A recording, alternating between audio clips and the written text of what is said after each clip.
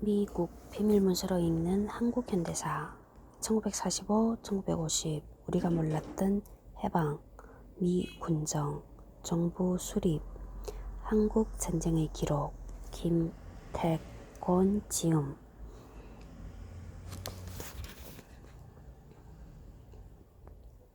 10페이지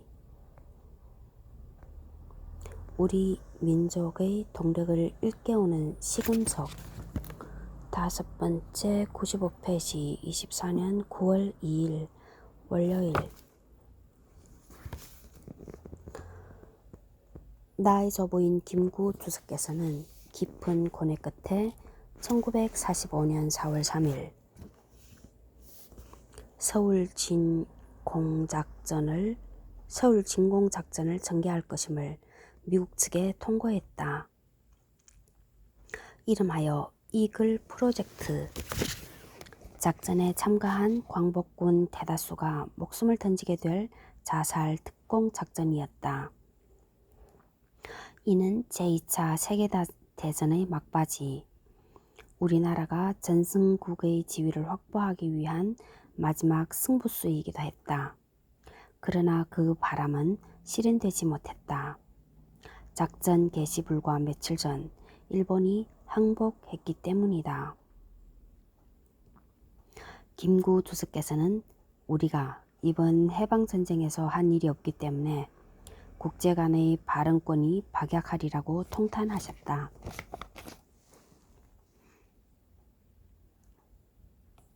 요즘 정치권에서 뜨겁게 일고 있는 전병군, 해방군 논쟁은 그때 그분의 아픔을 새삼 일깨워준다. 평생을 일제의 핍박에 맞서 독립투쟁에 헌신해온 김구 주석이지만 뜻밖에도 우리의 힘은 남의 침략을 막을 수 있으면 충분하다고 말씀하셨다. 그분이 꿈꾸신 대한민국은 다른 나라를 무력으로 제압하는 군사 강국이 아닌 문화 강국이었다. 손자인 내가 판단하건대 그분은 먼 앞나라의 조국까지도 항상 궁리하고 내다보셨던 해안을 가지셨다. 내가 오직 한없이 가지고 싶은 것은 높은 문화의 힘이다. 문화의 힘은 우리 자신을 행복되게 하고 나아가서 남에게 행복을 주기 때문이다. 미국 비밀문서로 읽는 한국 현대사 1945-1950은 풍세를 헤치며 조국의 앞날을 열어갔던 민족 지도자들의 통항과 시행착오 그리고 도전의 발자취를 관련 비밀문서에서 추출해 고스란히 담고 있다. 또 그 시대의 민중들이 몸으로 부딪히며 겪었던 좌절과 희망의 현장을 뒤쫓고 있다. 저분님이 꿈꾸고 추구했던 남의 침략을 거뜬히 막을 수 있는 문화 강국을 우뚝 일으키기 위해서는 문화 강국의 새 시대를 여는 민족적 동력이 필요할 것이다. 그 동력은 오롯이 선열의 고뇌와 거친 숨, 민중들의 깊은 한숨을 읽고 새기는 작업에서 채울 수 있다. 이런 점에서 따뜻한 피가 맥동하는 역사적 진실을 발굴하려는 김택곤 저자의 노력은 소중하다. 고단했을 테지만 긴 시간 동안 우직하게 이어온 그의 작업에 박수를 보낸다. 김진, 대한민국 임시정부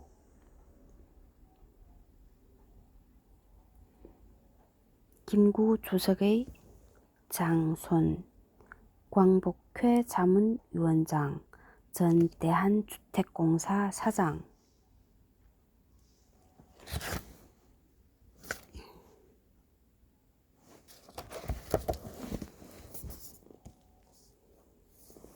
이 책은 무겁고 아프지만 흥미진진하다.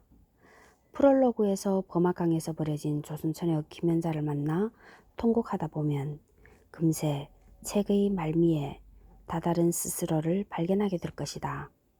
그 여정에서 광복군의 이글 작전, 미군정의 비밀 정치자금, 조봉암과 하지 장군의 밀담, 우라늄 수색 작전 등 눈을 뗄 수 없는 한국 현대사의 주요 고비와 대목들을 마주하게 될 것이다.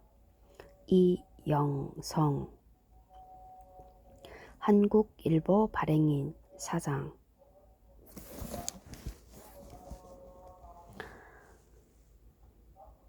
1장 광복군의 희망과 절망 95페이지 헨리웰은 변호사였다.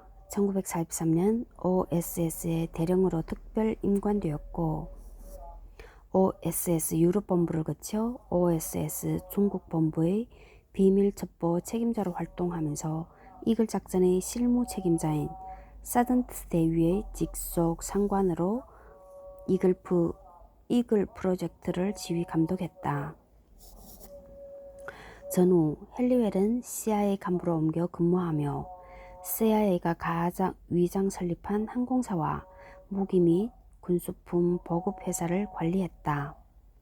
그는 미국의 쿠바 공작에 필요한 자금을 공급하는 주 역할을 맡았다. 미국의 역사학자이며 5세대에 걸쳐 중국과 버마 등 아시아에 거주했던 스털링 시그레이브의 주장에 따르면 헨리웰 대령은 모험 추리 소설 같은 실화의 주인공이었다. 헨리웰 대령은 CIA 동료이며 후에 미 연방정부 재무장관을 지낸 로버트 앤더슨과 함께 종전 직전 일본의 야마시타 장군이 필리핀의 동굴에 숨겨둔 막대한 양의 금괴를 찾아냈다고 전해진다. CIA는 배로 전리품을 옮긴 후 세계 42개국에 176개의 은행 계좌를 개설해 예치하고 이를 CIA 공작 자금으로 사용하고 있다고 시그레이브는 주장했다. 이 주장은 허위인지 사실인지 아직까지 확인되지 않고 있다. 보도가 있은 후 야마시타 보물 발굴 열풍은 잦아들었다. 헨리웰 대령이 군사 전문가가 아니었기에 무모한 이글 작전이 추진될 수 있었을 것이다. 헨리웰과 이글 작전 실무자인 사전트 대위 모두 내심 침투 작전에 투입된 조선 청년들의 전멸 가능성에도 불구하고 작전을 강행하겠다는 계획을 가지고 있었던 것 같다. 도노반 OSS 국장은 물론 OSS의 조직 전체가 이렇다 할 실적이 없이 전쟁이 끝나가는 현실에 매우 초조해했다는 다수의 증언도 있었다. 도노반 국장이 김구 주석과 마주 앉아 회담을 하는 등 크게 배려한 사실이 이를 뒷받침한다. 1915년생인 헨리웰은 1976년에 사망했다. 빨리 죽었네. 그가 사망한 후 조세 자유지역인 케이먼 제도에 있는 두 은행 주식의 3분의 1을 그가 소유하고 있었음이 확인되기도 했다. 웨드마이어 장군은 1944년 가을 미 육군 중국 정구 사령관이 되었다. 그는 전임자인 스티렐 사령관과 달리 OSS의 활동을 적극 지원해 106명에 불과한 중국 내 OSS 활동 요원을 종전 직전에는 1891명까지 증원할 것을 허용했다. 웨드마이어 사령관은 OSS와 광복군의 이글 작전 진행 상황, 그리고 이 작전이 광복군들의 목숨을 내걸어야 가능하다는 사실 역시 알고 있었다.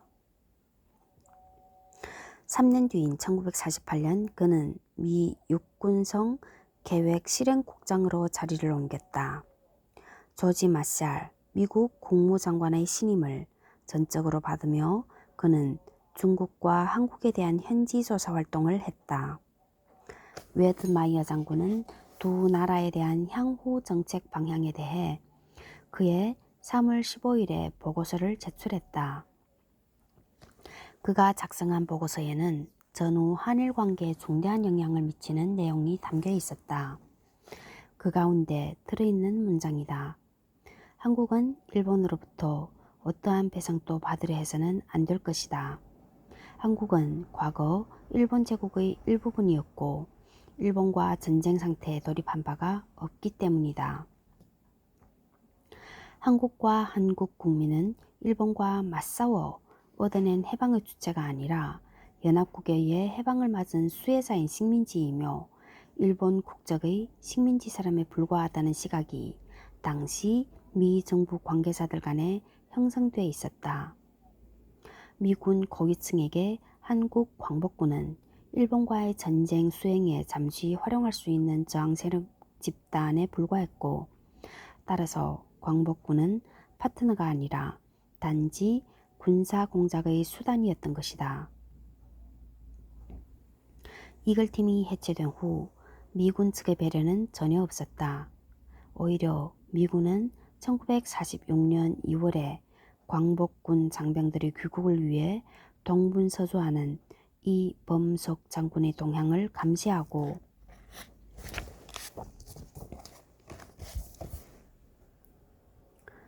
이범석 장군이 스스로 대한민국 임시정부 총참모장이며 김구 주석의 중국 내 대리인이라고 자처하며 중국과 접촉하고 있다고 보고했다.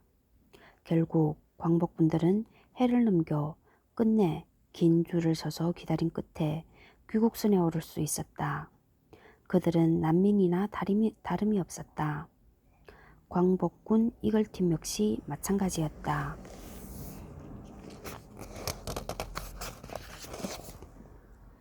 98페이지 5.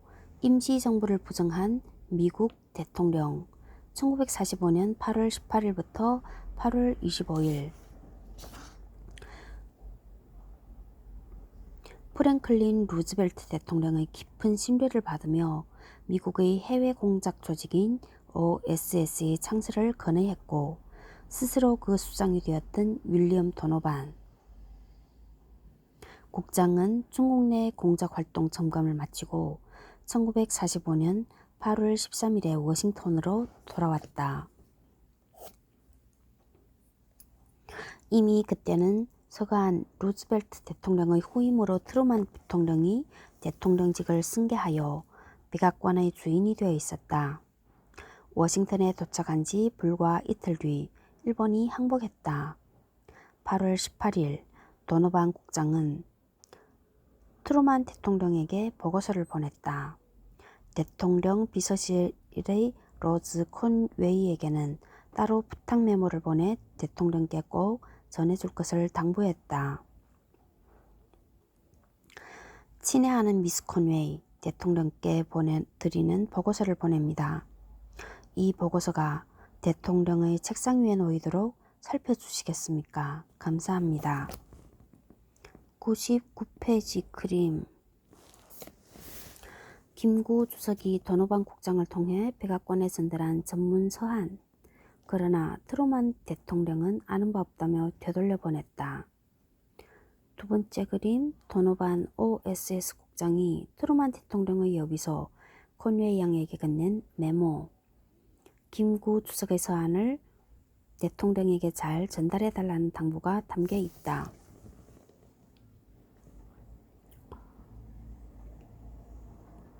도노반 국장이 보고서 형식의 서한과 함께 전달하려는 것이 하나 더 있었다. 임시정부 김구 주석이 트루만 대통령에게 보내는 전문이었다. 도노반 국장은 대한민국 임시정부의 주석인 김구가 보내온 전문이라고 명시하면서 OSS는 그동안 김구 주석과 긴밀하게 협력하며 한국의 첩보 거점을 구축하기 위한 군사작전을 준비해왔다는 보고도 빠뜨리지 않았다. 백악관에 전달된 김구 주석의 전문은 미 합중국 대통령 해리 S. 트루만 대통령 각하께 대한민국 임시정부 김구 주석이 드립니다. 라고 시작했다.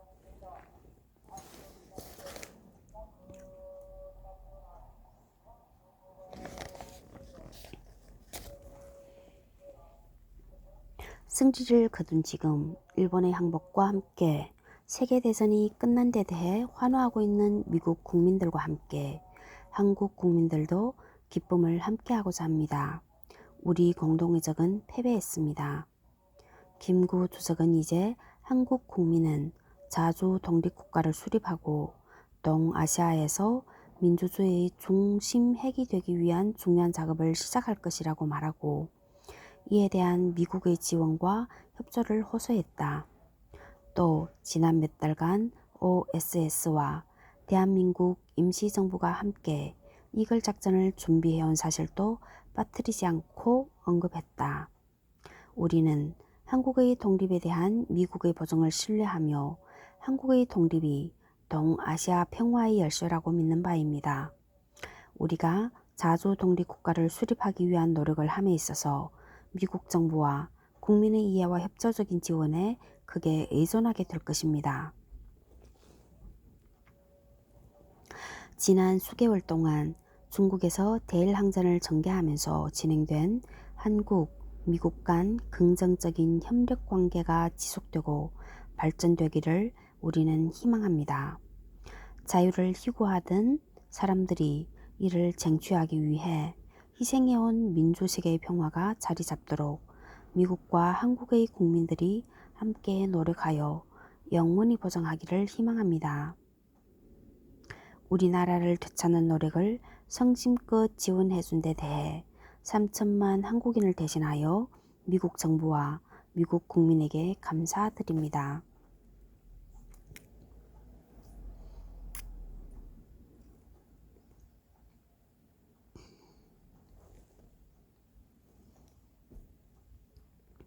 우리는 미국과 미국 국민이 민주주의를 발전시키고 영속적인 평화를 유지하려는 물심양면의 노력에 동참하고자 합니다.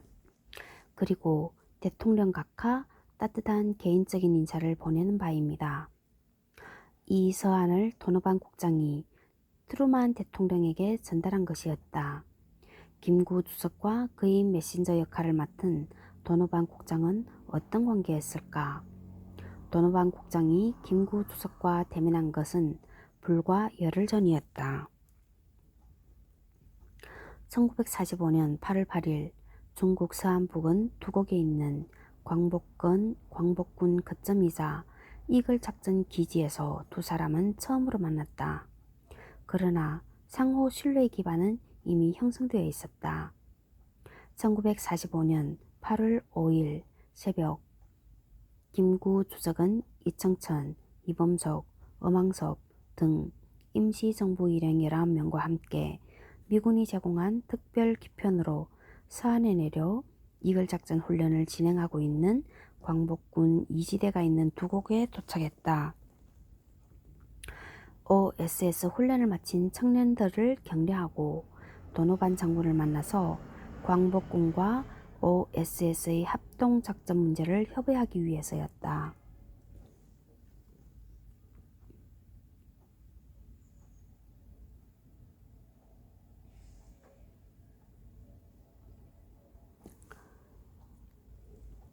두곡에서는 이글 작전에 투입할 수천 명의 한국인을 수용할 시설 공사가 바쁘게 진행되고 있었다. 앞서 김구는 OSS의 이글 작전 실무 책임자인 사전트 대위에게 도노반 장군을 만나고 싶다는 뜻을 전했다. 사전트는 이글 작전 기지가 건설 중이어서 어수선하기는 하나 도노반이 기지를 방문해 임시정부의 지위와 명예를 존중하는 뜻으로 김구와 점심이나 저녁 식사를 같이 하기를 권고했다. 마침 도노반은 중국을 방문하고 있었다. 그는 권고를 받아들여 8월 7일에 서안으로 왔다. 도노반이 두곡의 이지대 본부에 도착하자마자 광복군과 OSS의 합동작전 회의가 열렸다. 작전 회의에 배석했던 김준엽의 메모와 대한민국 임시정부 자료집인 임시의정원 제39회 회의 기록에 따르면 회의는 마치 국가대표 사이의 회담 분위기였다고 한다. 양쪽 대표 뒤에는 각각 태극기와 성조기가 걸렸다. 도노반은 앞으로 우리 정부와 당신네 정부가 긴밀히 일해나가자고 말했고, 김구는 내가 말할 것을 장군께서 먼저 하신다고 화답했다. 적어도 그 모습은 한국, 미국 두 나라 간 공식 회담이었고 합의였다.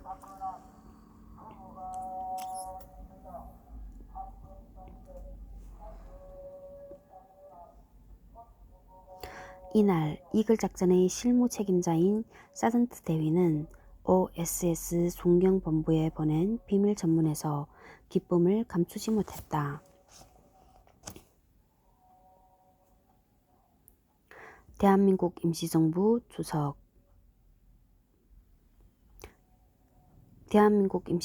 김구 주석과 이청천, 엄황섭 일행이 방문하고 특히 도노반 국장과 환담한 사실은 대한민국 임시정부가 진심으로 이글 작전을 지지한다는 사실을 확인해 주었습니다. 진심이라면 그들과 도노반 국장의 만남은 대단히 의미심장한 일입니다. 미 OSS는 이글 작전에 투입할 한국인 요원, 그것도 죽음을 마다하지 않고 적진에 뛰어들 수천 명의 병력 제공을 보장받을 수 있게 되었기 때문이다. 김구 주석 역시 대일 전쟁에서 미국, 중국과 함께 공식적으로 참전하게 된다는 기쁨을 이기지 못했다. 김구는 한국이 전쟁 당사국의 지위를 얻을 수도 있다는 기대에 부풀어 있었다. 김구는 8월 9일 도노반 장군에게 전문을 보냈다. 서한에서 장군과의 수시간에 걸친 논의를 통해 한국, 미국 간 협력의 역사는 새로운 장을 만들었습니다.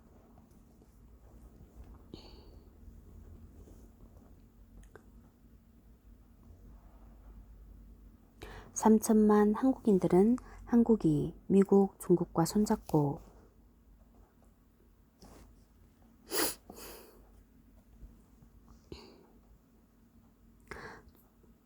중국에서 함께 싸우게 되었다는 소식을 환영하고 있습니다. 김구 주석은 임시정부에 대한 미국의 허위적 입장을 확신하고 해방 후 미국의 패배를 기대했던 것 같다. 본인은 이범석 장군과 사전트 대위 간의 공동 작업과 협력에 만족하는 바입니다. 본인은 앞으로 장군께서 전적인 지도와 도움을 주시기를 간절하게 희망하는 바입니다. 김구 주석은 일본의 항복 선언 직후 서둘러 도노반 국장에게 재차 전문을 보냈다. 트루만 대통령에게 전하기 위한 전문 서한을 함께 건넸다. 한국이 참전국 지위를 인정받기는 쉽지 않겠지만 이글 작전에 참여한 사실과 대한민국 임시정부의 존재와 역할을 트루만에게 뚜렷하게 인식시키고 싶었던 것이다.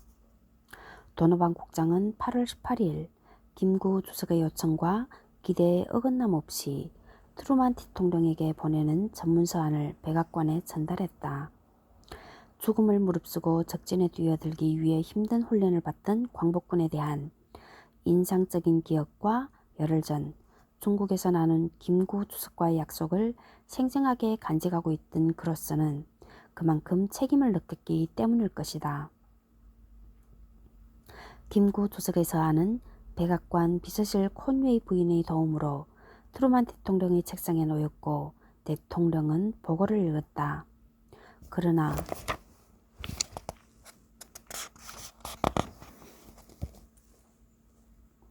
트루만 대통령의 반응은 뜻밖이었고 강렬했다. 냉담을 넘어 격노였다.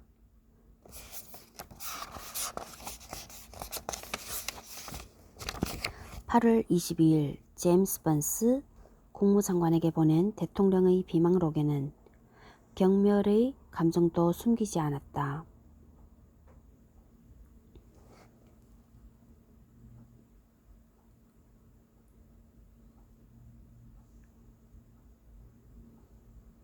비밀로 분류된 이 비망록에서 트루만은 대한민국 임시정부의 주석이라고 서명한 김구라는 인물이 보내온 전문이라고 언급하고 있다. 대한민국 임시정부 주석이라고 서명한 김구라는 인물이 보내오고 도노반 소장이 전달한 첨부 문건에 관해 언급하건대 본인은 미국이 대한민국 임시정부에 대해 아는 바가 없다는 것을 미 국무부의 관계자 볼렌스에게 지뢰한 끝에 알게 되었습니다. 도노반 장군은 그의 편지에서 김구 씨를 대한민국 임시정부의 주석이라고 명시하고 있고 도노반 자신이 그와 함께 한국의 첩보 거점을 구축하기 위해 작업해왔다고 말하고 있습니다. 김구 씨의 편지에 대해 내가 대통령으로서 답장을 보내는 것은 적절하지 않은 것으로 보입니다. 국무장관은 도노반 장군에게 보낼 답신의 초안을 검토하기 바랍니다. 국무장관은 도노반 소속 기관의 어떤 요원도 미국의 인정을 받지 않은 자칭 정부라고 내세우는 조직의 관계자가 보내온 서한을 대통령에게 전달하는 것은 적절치 않다는 점을 도노반 장군에게 알려주기 바랍니다. 미 국무부는 대통령의 지시에 따라 검토 문건을 작성했고 사흘 뒤인 8월 25일 번스 국무장관이 서면으로 보고했다.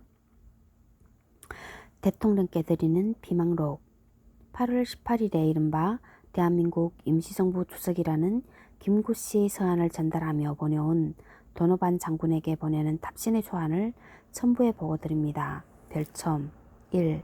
도노반 장군에게 보내는 대통령 답신 초안 2.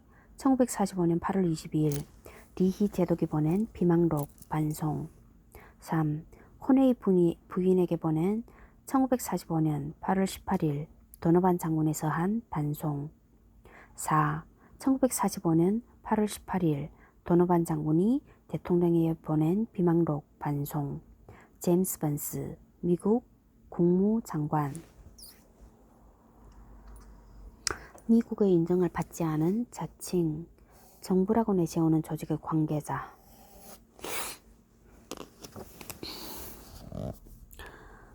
104페이지 트루만 그림 트루만 대통령이 미국 국무장관에게 보낸 서한 미국의 인정을 받지 않은 자칭 임시정부 수반의 편지를 가져온 도노반 국장에 대한 강한 불쾌감이 담겨 있다.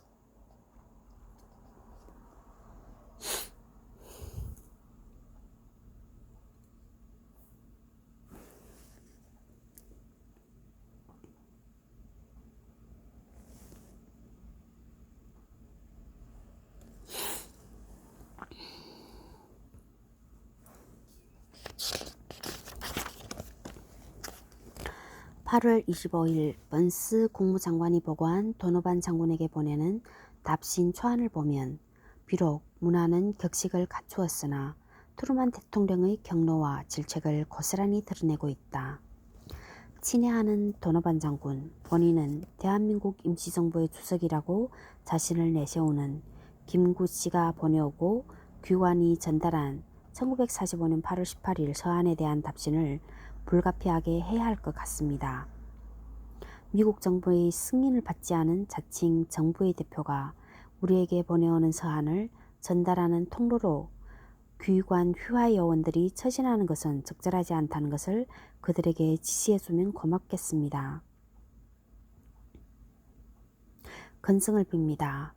해리 트루만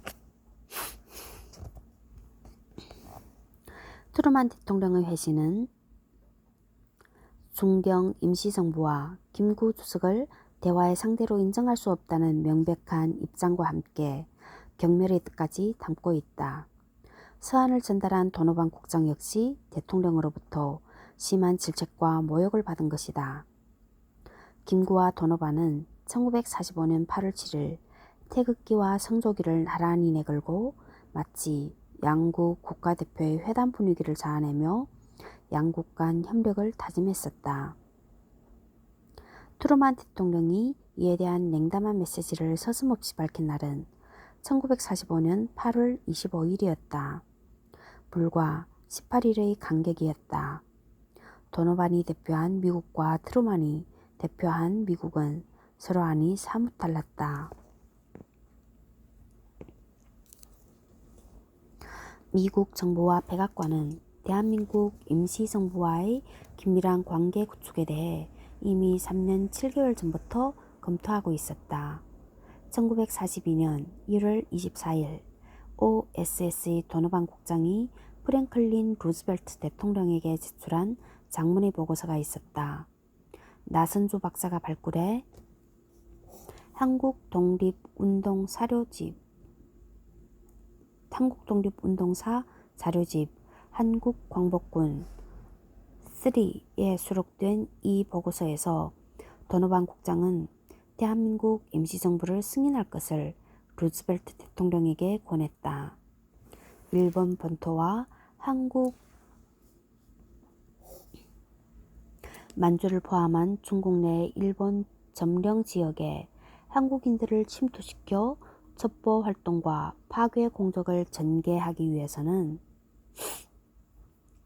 이른바 대한민국 임시정부와의 공조는 꼭 필요하다고 강조했다. 도노반 국장은 한국인들은 백인이나 중국인이 아니라 이미 일본인에 속하게 된 사람들이라고 강조하고, 따라서 이들과의 공조는 그 파급 효과가 클 것이라고 진단하면서 조속히 대한민국 임시정부와 협상을 추진할 수 있도록 존경해 미국 군사대표부를 설치할 것을 루즈벨트 대통령에게 건의했다. 대한민국 임시정부를 승인하고 그들의 지원을 받게 되면 일본과의 대결에서 달성하게 되는 효과는 다음과 같습니다. 1919년 한국혁명 3.1운동 이후 대한민국 임시정부는 곳곳에 있는 한국인들의 헌신적인 지원을 받으며 한국 국내외에서 대일 파괴 활동과 게릴라전 등 갖가지 대일 항전을 벌여왔습니다. 때문에 세계의 다른 어느 국가들과 달리 대한민국 임시정부라는 조직은 혁명과 파괴 활동에 대한 경험과 기술을 갖추고 있습니다. 도노반 국장이 대통령에게 건의한 대한민국 임시정부와 대일항전 공조는 미 국무성과 전쟁성의 지원 아래 진행되고 있음을 관련 문건을 통해 확인할 수 있다. 1942년 루즈벨트 대통령에게 보낸 이 보고서는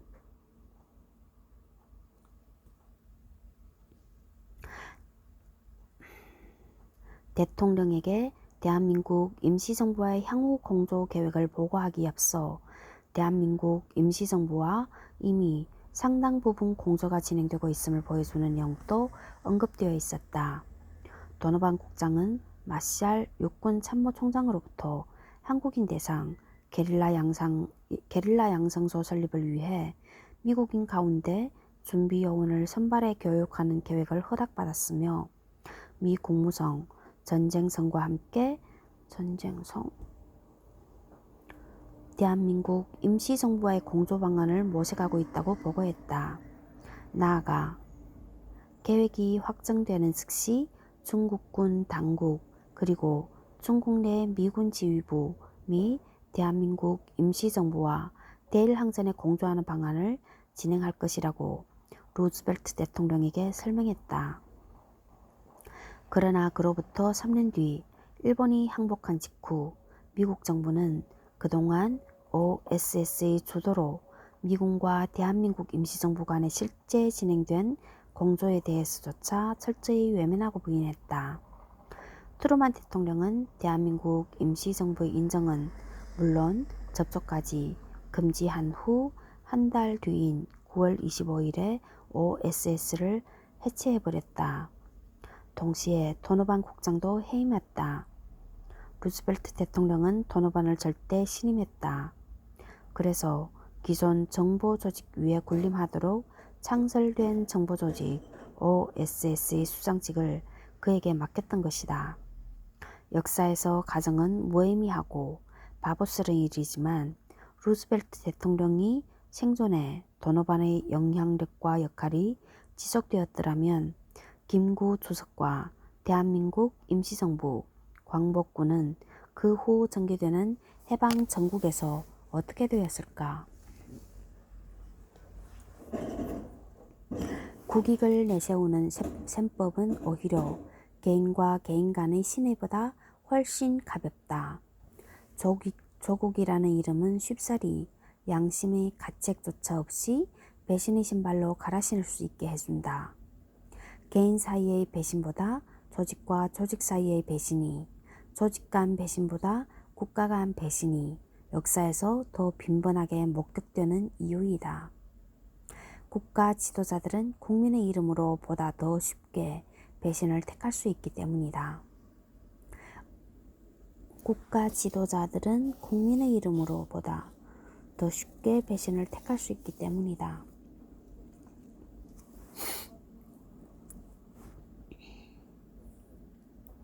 OSS는 해체령에도 불구하고 이름만 사라졌을 뿐 제각기 별도 부서로 작동하다 2년 뒤 설립된 중앙정보국 CIA에 포함되었다. OSS는 사실상 CIA의 모체였다. 일반 시민으로 들어간 도노반 국장은 변호사로 활동하다가 1959년에 사망했다.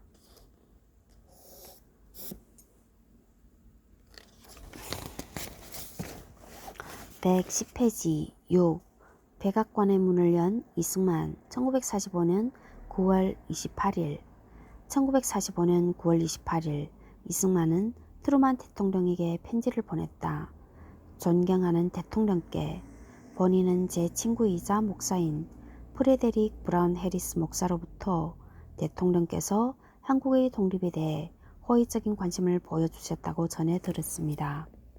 그래서 저는 대통령께 깊은 감사의 표시로 소박한 선물을 드릴 수 있도록 해달라고 해리스 목사에게 거듭 요청했습니다.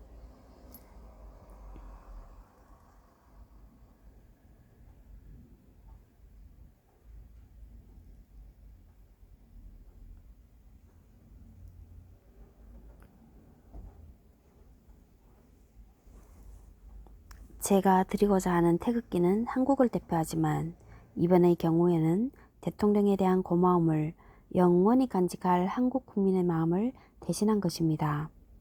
하나님께서 항상 함께 하시기를 기원합니다. 건승을 빕니다.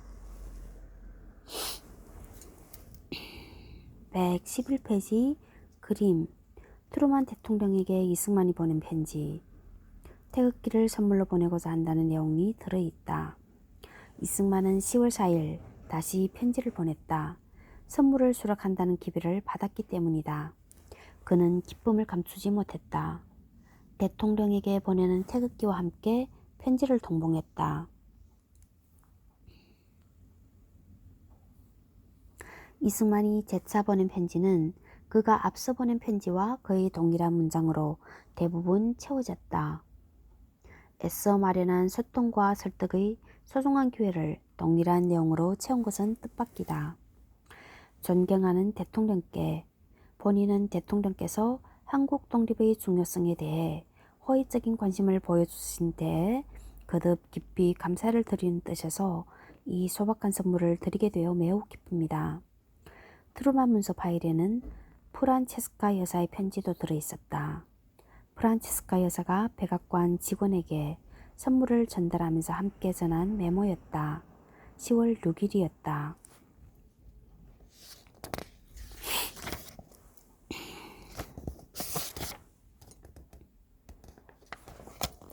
(112페이지) 그림 선물 전달 역할을 했던 해세 씨에게 보내는 프란체스카 여사의 부탁 메모. 존경하는 해세 씨, 해리스 목사님이 저에게 선물 꾸러미를 해세 씨에게 전달하라고 하시면서 해세 씨께서 이것을 대통령께 전해드릴 것이라고 말씀하셨습니다. 대단히 고맙습니다. 프란체스카 리 10월 17일 백악관은 비서실 컨웨이 부인의 이름으로 답신을 보냈다. 트루만 대통령의 친서는 아니었지만 이승만 박사에게는 만족할 만한 성과였을 것이다.